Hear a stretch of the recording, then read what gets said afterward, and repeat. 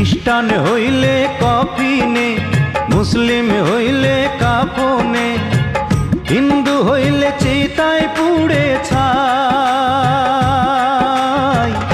ও মানব গৌরব করার নাই রে কিছু নাই, ও মানব গৌরব করার নাই রে কিছু নাই।